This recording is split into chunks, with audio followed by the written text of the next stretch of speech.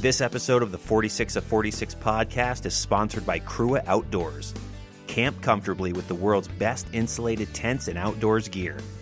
Check out their tents, sleeping bags, pads, and more at cruaoutdoors.com. That's CRUA Outdoors.com. Crua Outdoors, the best night's sleep you'll have in the wild. This is the 46 of 46 podcast Summit Sessions, where we'll talk all things Adirondack, backcountry, and beyond. From high peak stories and adventures to trail tips and tricks, we'll dive deep into the heart of these mountains and the people who passionately climb them. Adirondack maps and spruce traps, bushwhacks and backpacks. It's all here on the 46 of 46 Summit Sessions.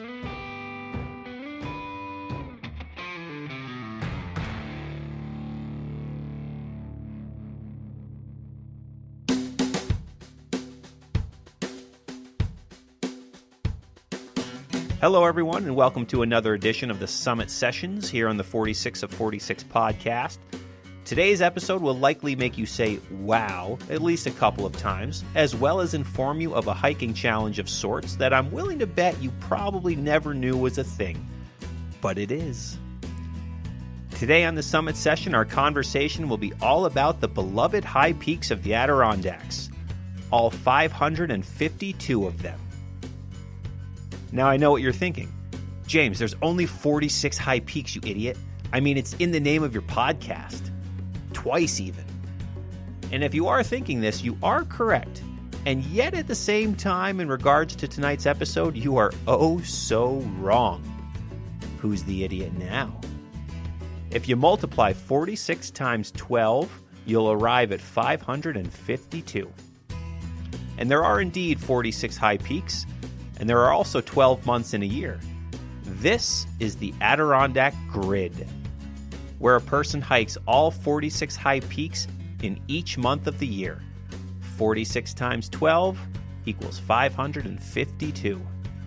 Typically a goal and an accomplishment that is done over the course of many years, though it can be done in one well-planned year with a lot of free time, but my guest today is over 400 high peaks in towards her goal of 552. Amazing. Her name is Amanda Riggs, and she's here to talk all about the grid and the high peaks tonight. Amanda, welcome to the 46 of 46 podcast, and thanks for coming on the show. Thank you for having me. Absolutely. So I would imagine someone of your hiking history is probably going crazy during this quarantine at the moment, right? Yeah, and especially I've only had 17 grid peaks done this month, so I was really hoping to get quite a few, but here we are. Sure. And I've gotten none, but it's okay. I understand. There's always next year, I suppose, at this point. Yep. Like, I'm way more happy with doing that and keeping everyone safe. So Sure. So before we talk about the grid and the what's and the whys and the hows associated with that monster goal, hit us with a little background on yourself, where you're from, how'd you get into the outdoors and hiking in the Adirondacks, and then what ultimately led you to deciding to go after the grid. All right. I'm born and raised in way upstate New York, Plattsburgh, Shazy area. Pretty much knew nothing about the mountains all throughout high school and growing up.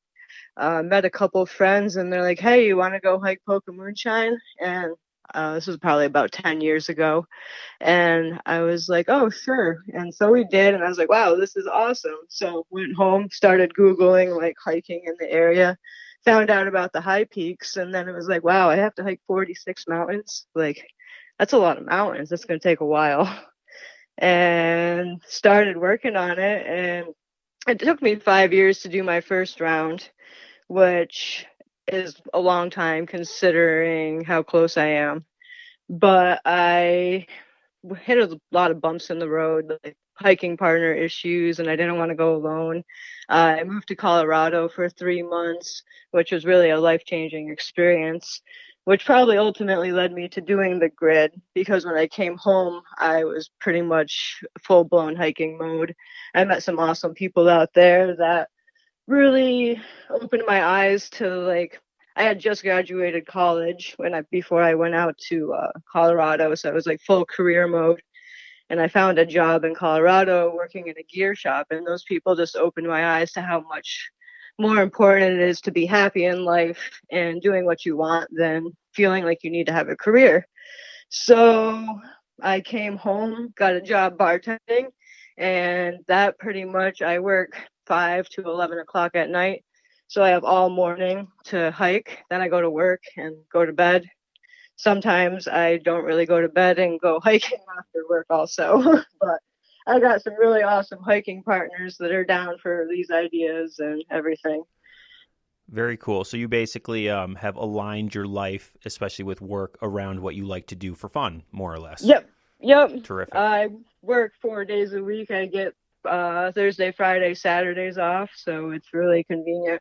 Sure, totally. So now it took you 5 years to do your first round of the 46. Now, what is the quickest, or what's the shortest amount of time it's taken you to complete another round? Because I know you've done so many at this point. So what's like the shortest time for the some round? So I've done 6 complete rounds, but I would say my single season winner of doing them all in 3 months is the fastest I've ever done one. Nice. I would like to do a quicker round, but we'll see what happens. All right, cool. So let's get into the grid. So take us through. So what is the grid? Take us through, the kind of the history of how this concept of hiking all 46 peaks in each month came about. How did that come about? I'm honestly not really sure. Like for me, it was I met some really motivational people because when I first heard about it, I was like, that's a crazy idea. That's 552 high peaks. You're hiking all 46 in every single month over numerous years of your life. And I was like, that's not happening. And then I hit my 100th high peak and I was like, wow, okay, maybe. And then you meet more people. And I met this woman, Nancy, who was working on her grid. And she really put it in my head that it was achievable. And I went home and figured out on paper what I was looking at.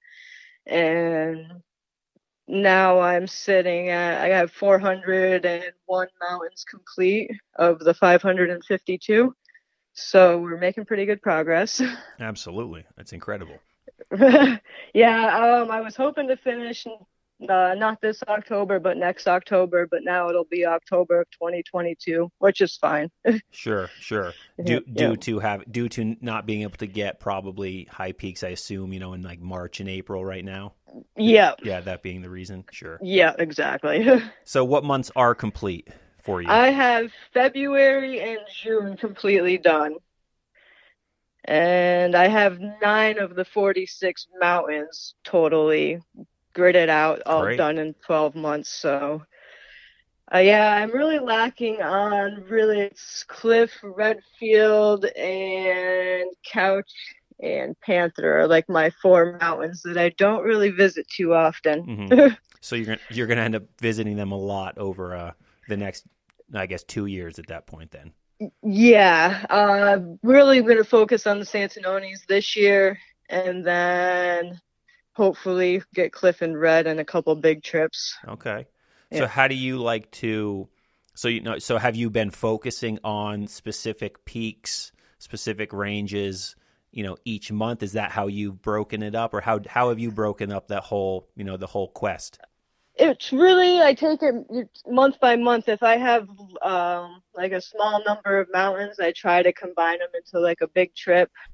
Try to come up with different routes. Like we've done Cascade Trailhead to Sawteeth one summer. Well, you can't do that now because the Porter Trailhead is closed in the garden. Yeah. But that was a really fun route. So you just try to like find different routes which lead you to different combinations. So you are doing, different, so you're breaking it up to be different combinations as opposed to just doing your kind of standard, typical groupings and routes and whatnot. So I assume breaking it up is for making it different, or is there a different reasoning to break it up those ways? Make it interesting too. Sure. And when I wasn't actively gridding, I left a lot of orphans. So try to like tag those on to other trips.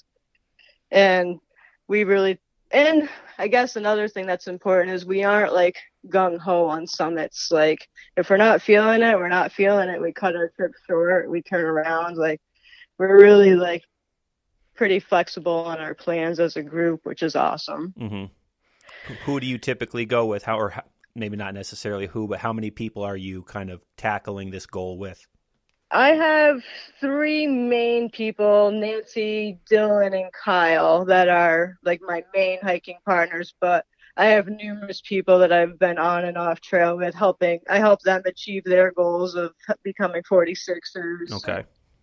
Everything.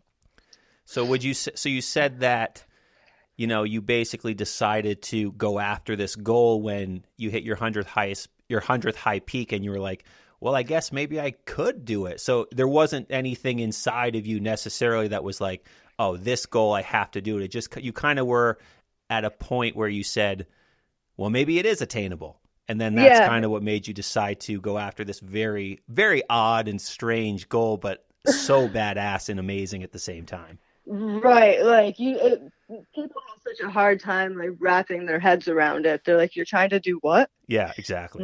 I'm like, yeah, I know it sounds crazy, like, but when it's done, it will be absolutely incredible. Oh yeah, and the Adirondacks, there's only 18 known finishers since 1973. So that's awesome. That's an awesome number to be part of too. Yeah.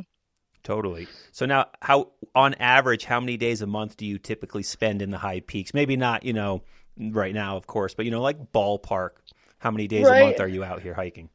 I would say 10 to 15, depending on the month. Wow. It's like, so basically almost every other day at that point. That's crazy. Right. Yeah. And it was really convenient. I was living in Lake Placid. I was like 15 minutes from the lodge, half an hour from Keene Valley. Mm-hmm. So it was really convenient at the time, but I had to move back to Shazy. Sure. Understood. Fortunately, you're not too far at that point. Right. It's just an hour now, so it's not awful. Yeah. So now let's go back. Let's go back to the beginning now. So it took you 5 years to do your first round. So what was your first and what was your last high peak of round one? My first was Cascade, of course, and then my last was Seymour. Okay, sure. Yep. I could see that. Yep. And I have a huge appreciation for Seymour. Like, that's one of my favorite mountains. So interesting. So on your 46er registration, what did you list as your favorite and then your least favorite? Oh, favorite. I would probably put Seymour, Cascade, and Wright. And then least favorite, I would have to say Couch, Blake, and Cliff. Got it. Cliff was mine as well. Cliff was mine. Mine was mainly for, I was in a very rough mental state when I was doing Cliff. So it's probably a fine mountain. I've only been to it the one time. But it was, that's what I list to. And on this podcast, there's kind of like an ongoing joke about how much I hate that mountain. So it's funny hearing you say that you listed it as well. Right. And now it's one of my favorite mountains because like it's turned into my like third round finishes. Like I just somehow finish all these rounds there now. So okay, sure. Oh, so it's like your finishing point for so many of them rounds. That's awesome. Yeah. So now, so let's continue with that. So have your thoughts changed? Obviously, it's changed with Cliff in one reason, but like, what would you say at this point? How many rounds in are you again? 6. 6 rounds. Jeez, that's incredible. 6 rounds. I hope you have 6 46er stickers on the back of your car. I don't, but. But so what has changed is, what would you say at this point your favorite and least favorite peaks are? My favorite's still going to be Seymour. And now Cliff has turned into a favorite, and just the Seward Range in general. Like I love that range. Okay. Then least favorite, it'd have to be. I really just don't like Couch. Like that one won't grow on me. Mm-hmm. And I don't really know, honestly, other than that. So nothing's changed. So not everything's changed, but a little bit of change so far. Right. Good. Yep. So and they tell me, Nancy, she's finished the grid now. She tells me I'll learn to love Couch, but it's been 6 times, and I'm like, I don't know. Sure. Also, you can't really like mix it up with, okay, I'll take this trail up and I'll go this different way up it. You're kind of stuck going the same place over. Right. And over again. So now, have you grown, weary, or bored is